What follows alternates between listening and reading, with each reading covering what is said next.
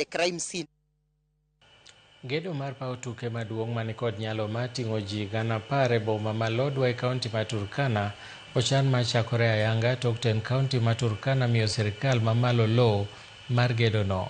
Koloso e kinde limbe mare e gwenge makono kod romo gi jotelo mawuok e kaunti ma Turkana, jagoro e migawo mar arita Patrick Mariru owacho ni sirikal biro tiyo kod omenda maromo Sh900,000 mar tieko chenro mar gedono.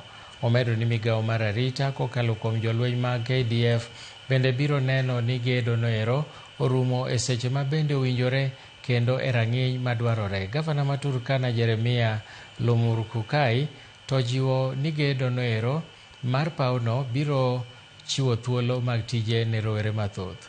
Of course, there are so many numerous positive things that will come with it, including employment of our youth, and also the nurturing of our talents. The youth from northern part of Kenya are so energetic and also full of talent. So if such facilities provided, I think the people of Turkana are going to rejoice.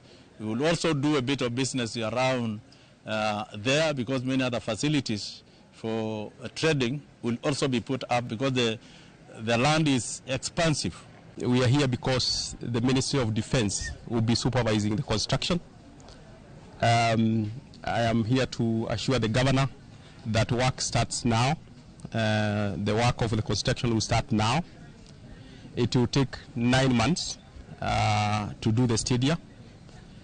It will be a 10,000-seater stadium. It will have, there will be a pitch, football pitch of international standard.